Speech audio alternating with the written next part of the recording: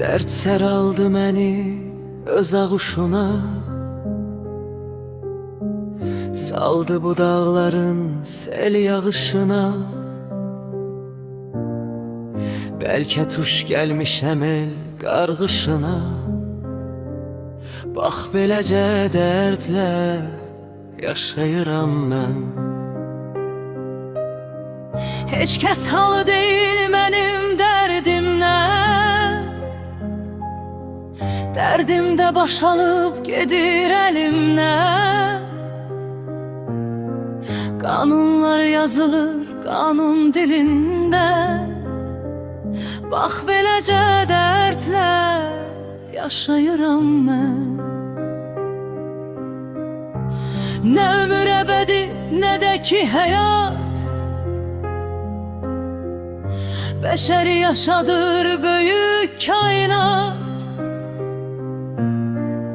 Kəssə də yolumu yaxşılıq heyhat. Bax beləcə dərdlə yaşayıram mən. Atamdan anadan aldım dərsimi, götürdüm həyatdan dəyər bəsimi. İçimdə boğaraq dəli hissimi. Bax beləcə dərdlə yaşayıram mən.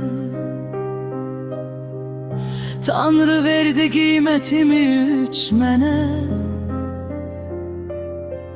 yetimliyim güc gəlmədi heç mənə. Tənhalığımda demədi köç mənə. Bax beləcə dərdlə yaşayıram mən.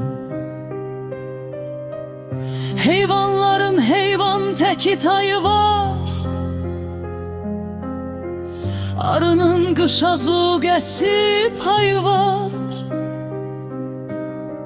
İnsanın insan tək öz hal sayı var.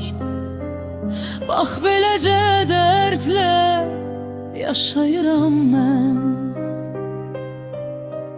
Hər misramın sətir alt mənası var.